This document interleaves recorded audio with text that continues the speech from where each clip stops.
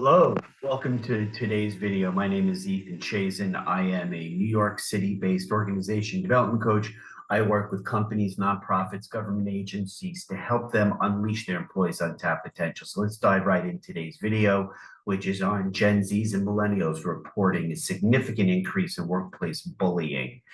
Before we just dismiss this offhand as one of those generational picadillos of the younger folk, I want to dive into the fact and emphasize this is one of the top most important trends I've seen since the post-COVID mandate coming from a lot of organizations on a return to office RTO policy.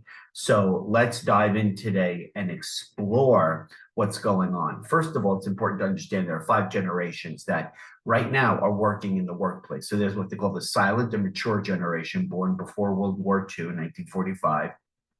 Boomers, born between 1945 and 1964.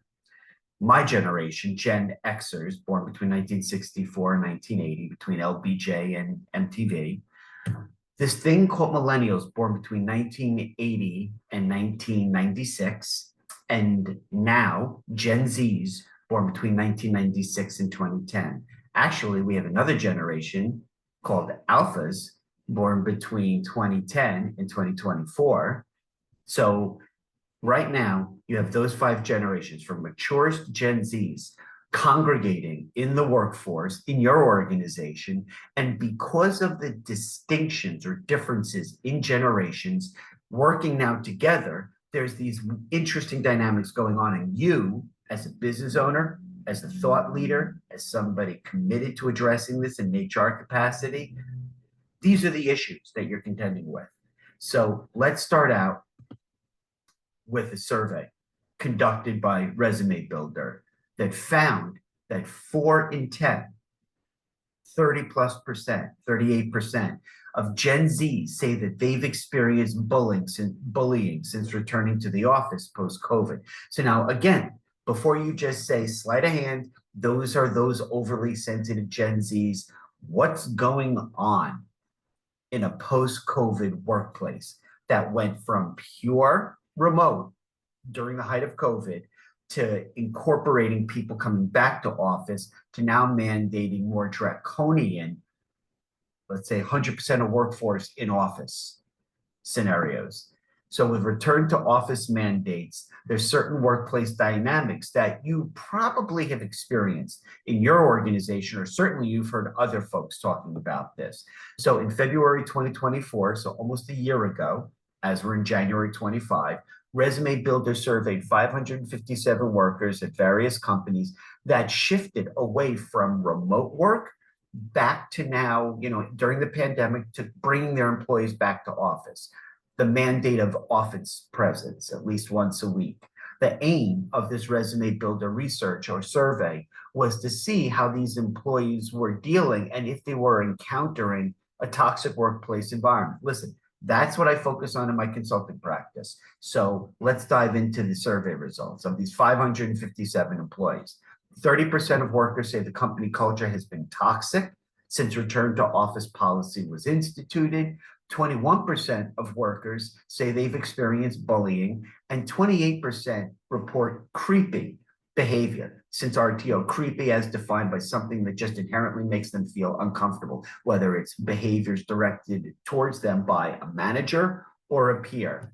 Gen Z is more likely to say they've experienced bullying and creepy behavior. Why? I'll address that in a minute as we get to the summary and findings. So, according to Resume Builder's findings, 30% of employees perceive company culture as toxic following the implementation of their organization's return to office policy. The sentiment appears consistent across genders and across age groups. So it's not just limited to a certain subset of the workforce, those young, sensitive, those darn pesky Gen Zs. No. And if you watch my videos, you'll understand that I talk constantly about the critical importance of culture, of building amazing culture and leveraging that amazing culture for lasting competitive advantage. But this is the opposite. When you, intentionally or without malice, create a toxic workplace culture, you are literally threatening your organization's survival. So furthermore, additionally, in this resume builder survey, 20% of employees have reported instances of bullying, 1 in 5, 1 in 5. While 28% have said they encountered behavior categorized as creepy during return to office policies being implemented. Creepy is defined in the survey as actions or comments that induce in that employee, create a sense of discomfort or fear.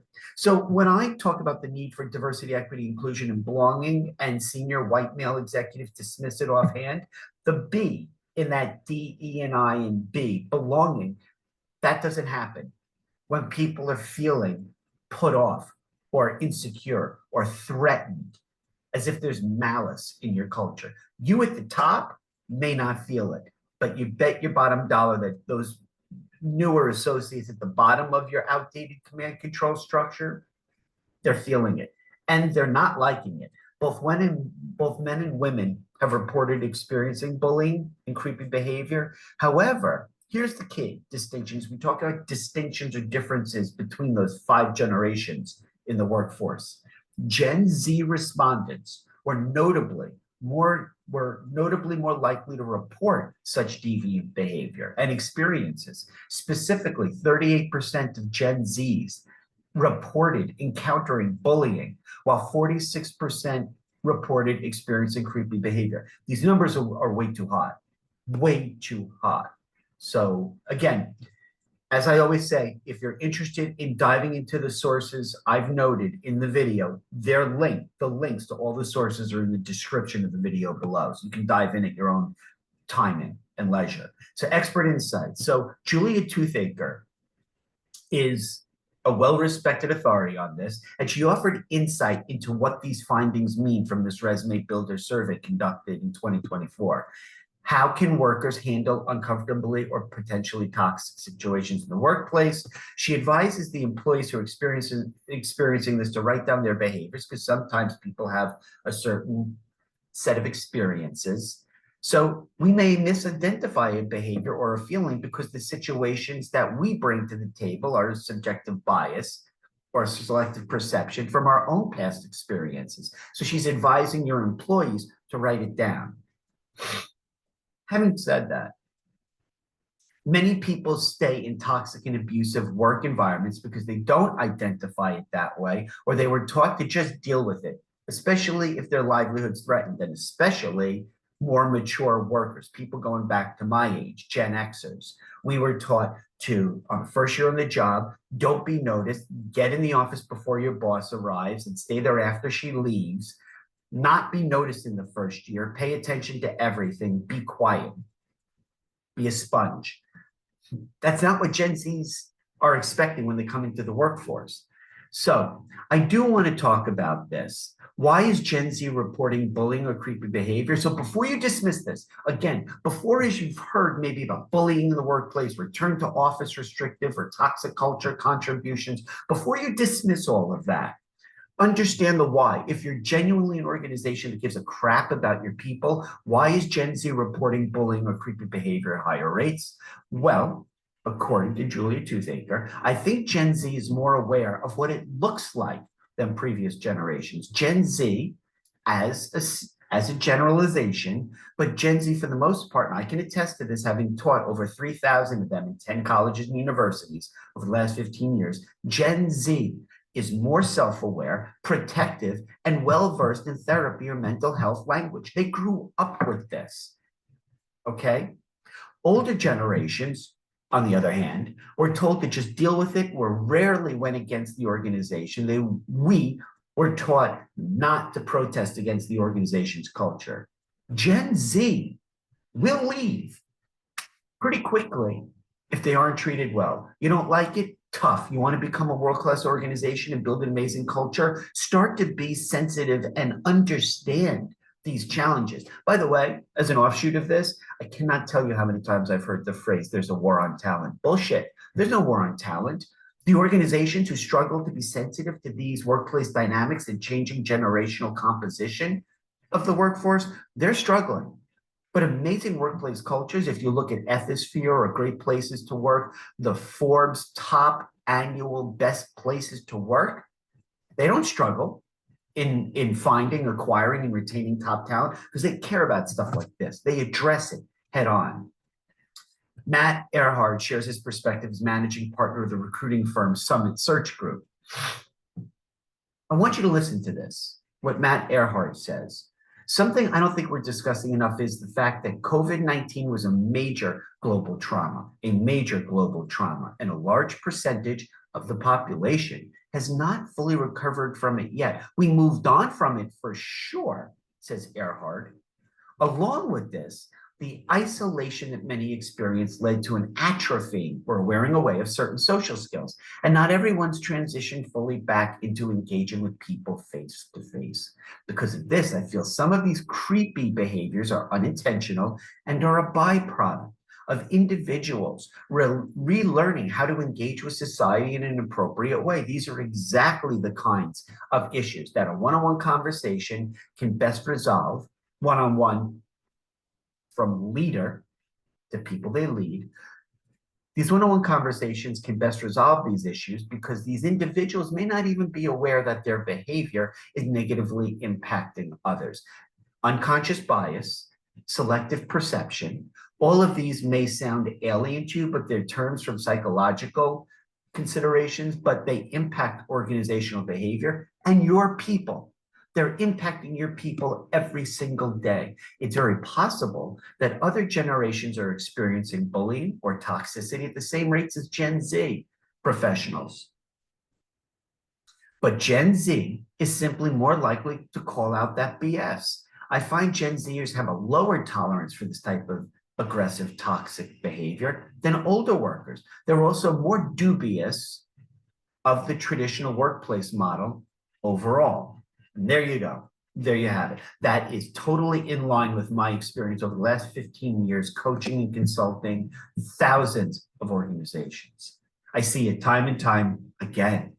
Is this lack of emotional intelligence at the highest level, whether it's the business owner, the founder, the senior leadership team, they don't get this. Just be quiet. We show we care about our employees. We do it every week or 2 weeks. It's called the paycheck. No, ladies and gentlemen, that's called indentured servitude. That has nothing to do with creating trust and loyalty. Gen Zs don't buy into that old outdated model of the employee-employer relationship where the employer has all the control and has all of the ability to influence that relationship with employees. They'll leave. They know you need them to get the work done. They know that tens of thousands of boomers and matures are retiring and leaving the workforce intentionally or unintentionally every day. They know you need them, and you know you need them. So let's get to addressing some of these post-pandemic issues. So I want to attack this from an employment or labor consideration. So I want to reference you a law firm, Chambers and Partners. There are two associates who talk about this, that they published, I think, a really important article back in March of 2024, Kim Michael and Todd Gutfletch. And I want to talk a little bit about this from an employment labor consideration as you think about talent acquisition, talent retention. You've now got a 5-generation workforce, as I already said, right? I've already said it. The differences in how your people see each other based on generational issues, their difference in perspective is held across the generations. And these present unique challenges for you in building a really powerful workforce. So that's important. Many generational workplace conflicts can be explained when we think about the stereotypes that come from each of these 5 generations, matures to Gen Zs. And I haven't even gotten into alphas who are now as teenagers starting to come into the workforce. Look, this is one of the most popular training and development programs I do, is how to comprise a 5-generation workforce. Younger workers are often portrayed as high maintenance, needy, entitled, non-committal, lacking loyalty, lacking trust, unreliable, unmotivated, unable to communicate effectively outside digital space. Stereotypes. In addition, going to the other side of the generational divide, Older workers, by contrast, can be seen as intolerant, burnt out, unsympathetic, blind to work-life balance needs, resistant to change, not tech savvy. What's going on here?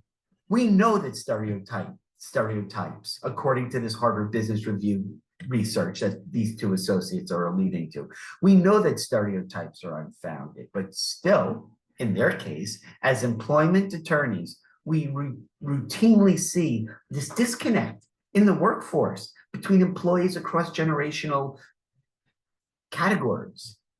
These conflicts sometimes manifest as traditional age discrimination, so failure to hire or promote, and/or terminations impacting certain generational worker categories. Older employees raise most age discrimination claims, for sure. For sure. A resume builder survey found that 1,344 managers and business leaders who were surveyed, 27% have fired a Gen Z employee within the first month of their start date. The majority of the reasoning was that the Gen Zs get too easily offended, lack motivation and effort. Similarly, going back to just after COVID, 2021, Fast Company, a Harris poll, found that 36% of younger millennials and Gen Z members alleged they have encountered age-related work discrimination. Another growing trend, however, less straightforward, but growing in prominence. HR issues involving communication management arising from supposed generational differences. Again, I'm seeing this practically every day in my consulting practice. These situations frequently involve, this may sound eerily reminiscent to what I just said, bullying and/or a hostile workplace environment, complaints by younger employees based on the management communication style of older managers and/or managers alleging they are now subject to investigation, discipline for the same management communication style they've used throughout their long careers.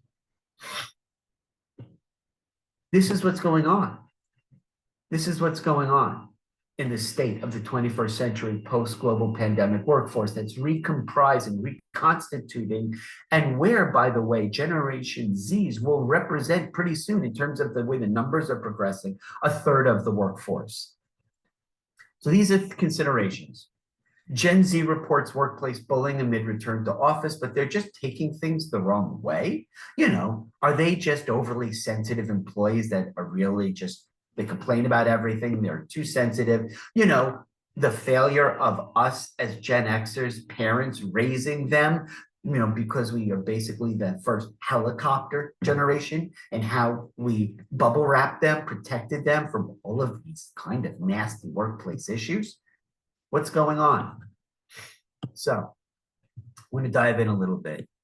More staff post-COVID return to office are working in person, but they're encountering unwelcome behavior. That's especially true of Gen Z workers, as I referenced the survey from last year. Nearly 40%, 38% actually, saying they're experiencing bullying since returning to the office. And even more said they've experienced creepy behavior, according to this resume builder survey, including responses from about 600 workers at companies that now are mandating in-office work at least once a week.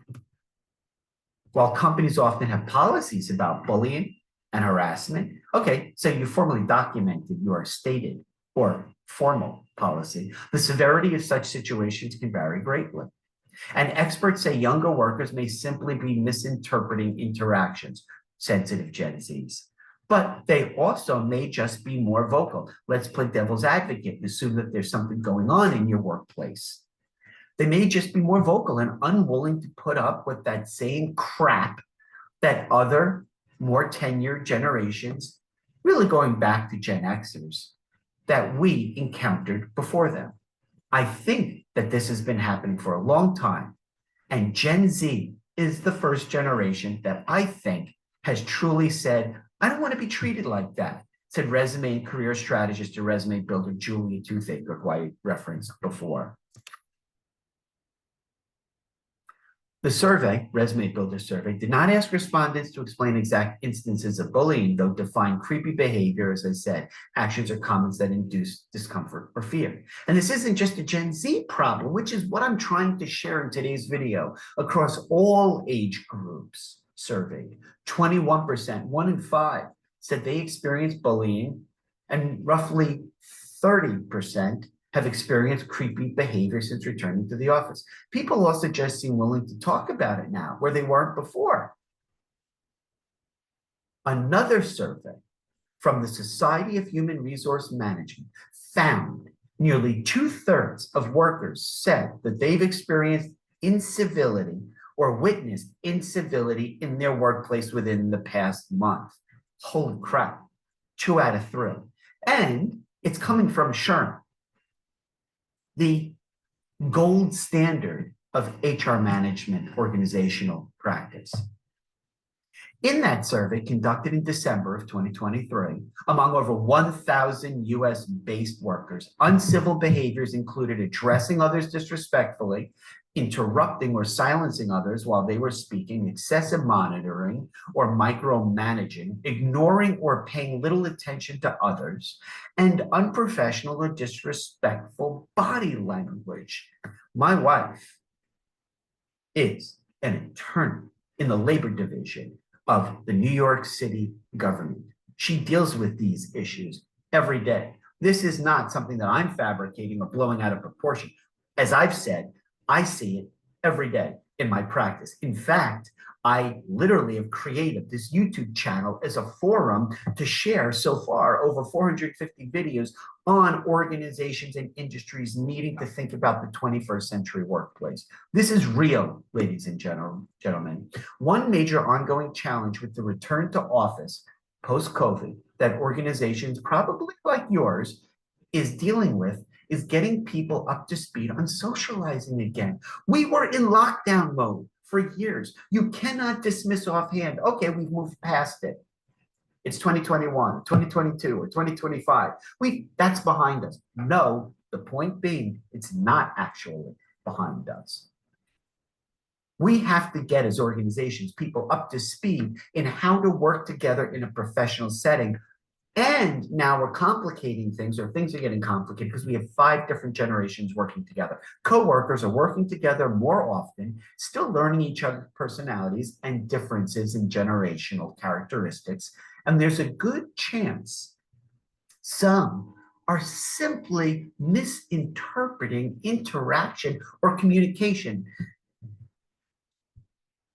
That's where I take a pause from the share. And I want to emphasize something. In nearly any organization that I've worked with, now going back before my 15 years of consulting, 20 years in corporate America, any organization that doesn't recognize that communication is the single most important determining factor in organizational success, you're going to die. Communication is the root cause of success or failure in any relationship, personal or professional. We need communication.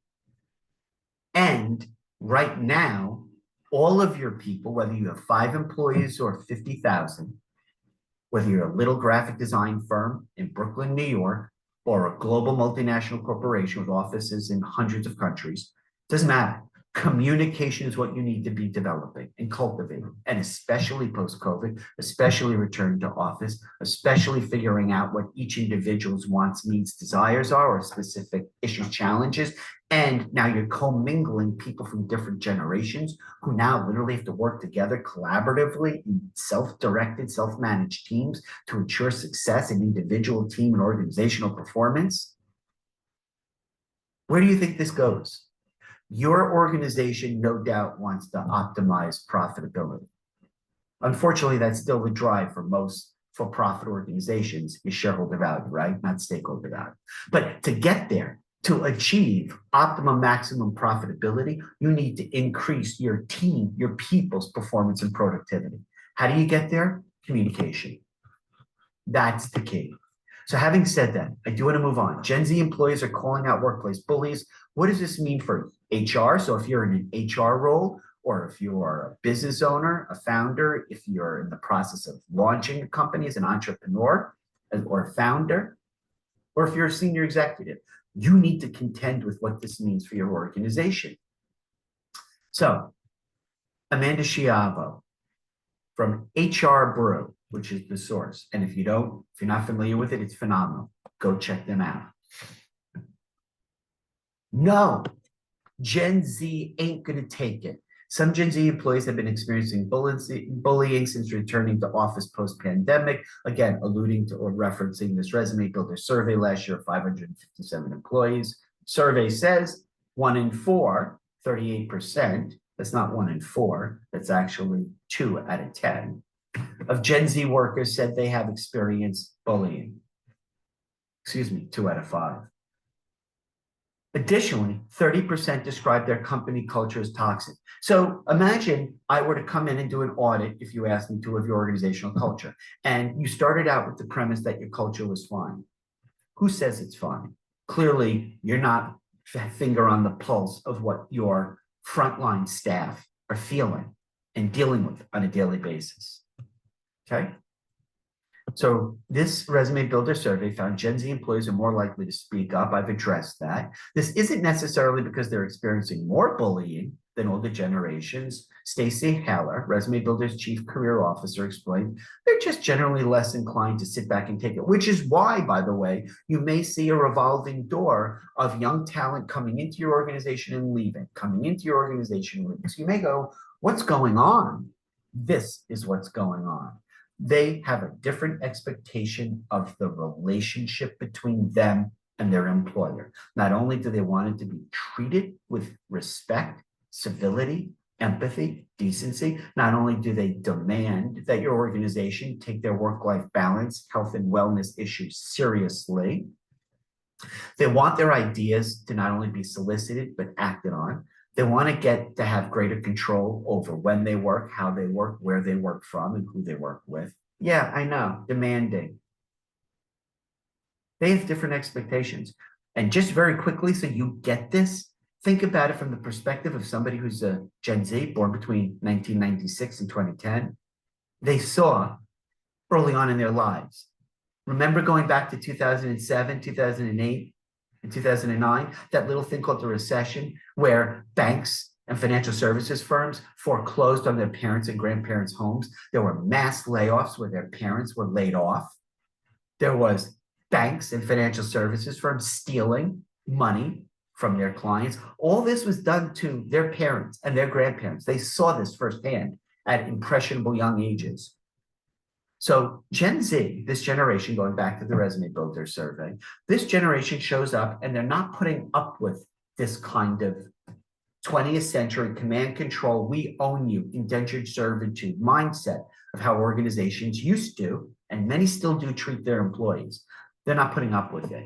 They're very vocal. They're more vocal than other categories of generations in the workplace. Older generations may have tolerated or navigated around this bullying more often.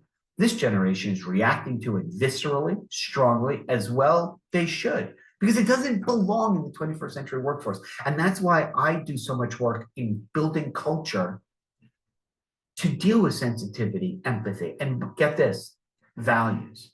This is the first generation that actually gives a crap about not just what you say your vision and mission and values are, but do you live them? How do you treat your employees? How do you treat your customers? How do you engage with, or do you engage at all, with the communities in which your people live? Are you active?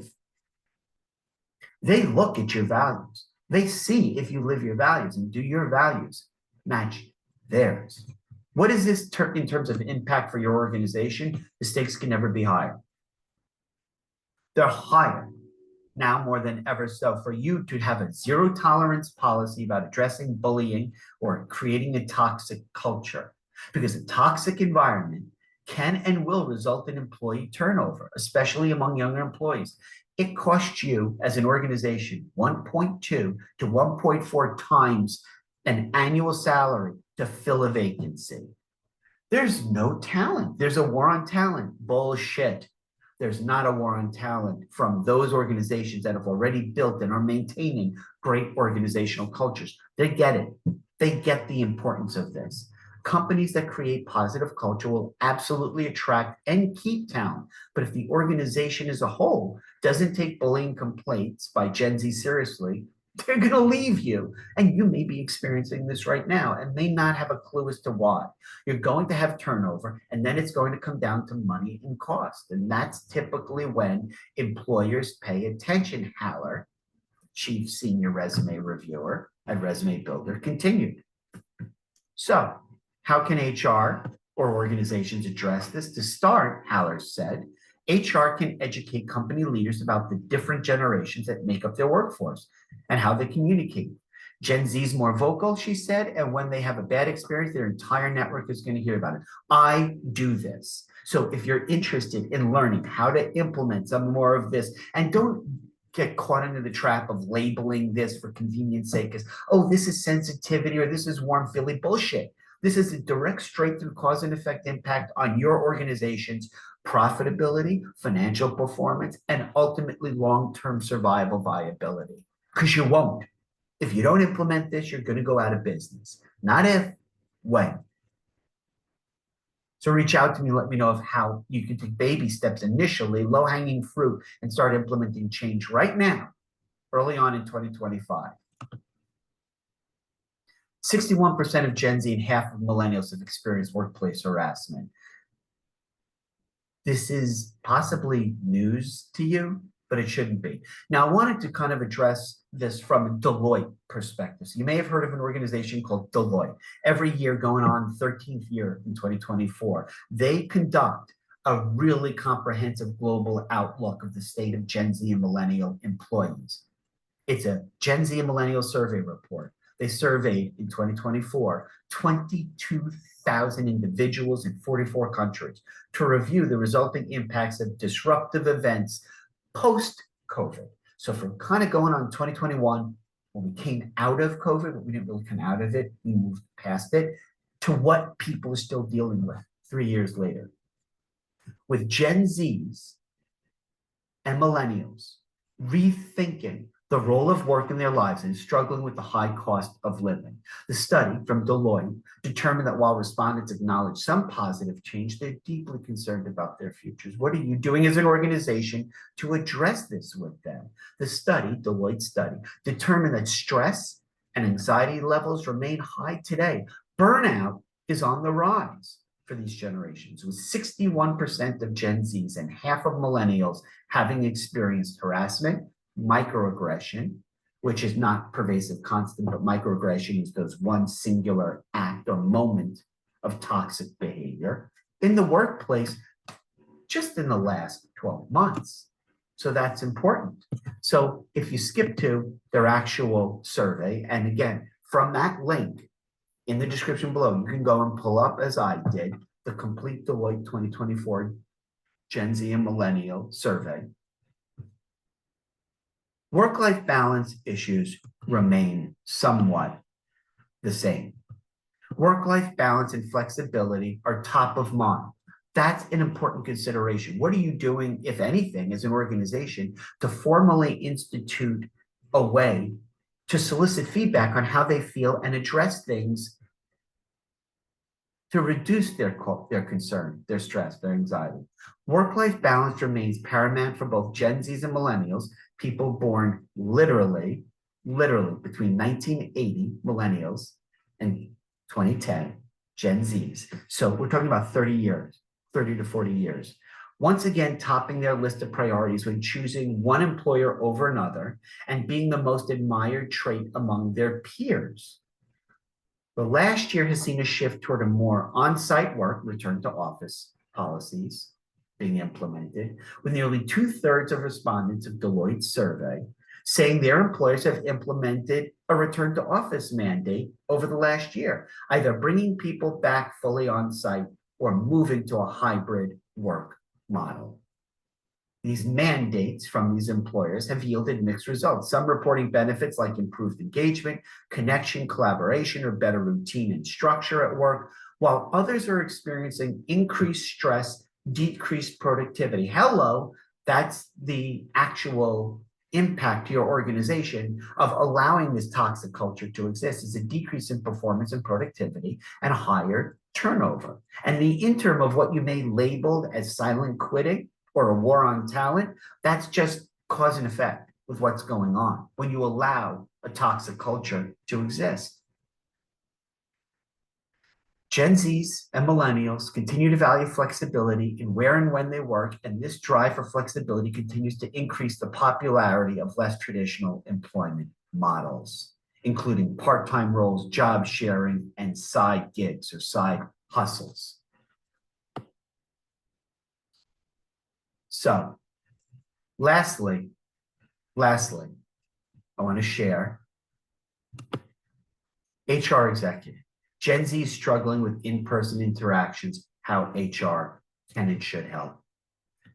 By Dawn Kawamoto, literally 10 months ago, March 2024. As employers increasingly ask employees to return to office to build culture and foster innovation, Gen Z employees may get their first taste of ever post-college, a workplace environment. Since many entered the workforce at the height of the pandemic, so remember, they finished up their college experience remotely, and then many organizations said stay at home when their first job, and or now they're coming into an office environment. Many entered the workforce at the height of the pandemic, but that experience is not going well, bringing them into the office, according to the Resume Builder survey, those 557 employees. A stunning 46% of Gen Z workers say they have had uncomfortable in-person interactions with colleagues after returning to the office, some of which they describe as creepy, which we've already talked about. So how to help Gen Z with uncomfortable interactions.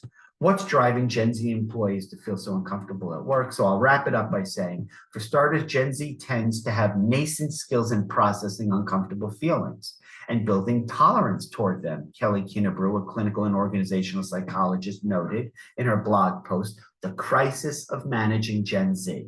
This may have in part been fueled by generational parenting. I mentioned it before, helicopter parents. Parenting trends that caused overprotectiveness in their childhood, Gen Z's children. Now, after perhaps years of working virtually, which may require different skill sets and communication styles, they're the pesky thing called communication, in-person work, they're navigating new ways of interacting with colleagues and the emotions those interactions produce. So there you have it. I hope today's video has given you maybe a keener insight or broadened a perspective or maybe increase some thoughts for you to consider in adjusting and adapting your workforce policy to address this 5-generation workforce, rethinking return to office, rethinking how to enable people to be their true and authentic selves, and yet create talent acquisition, talent management that maximizes your people's performance and productivity so you can gain lasting competitive advantage. So please do me a favor. If you found this video to be interesting, be sure to like it, share your comments. I genuinely want to know what you think. And since this is what I'm dedicated to doing in terms of all the videos that I'm putting up on my YouTube channel here, if you could spend some time looking at the playlist, there's 2 playlists for my seasons 1 and 2 of my Chasing the Dream podcast where I interview people about these very same topics. Be sure to subscribe. That really helps support me and the work that I'm doing. Thanks so much for your time and coming to check out this video.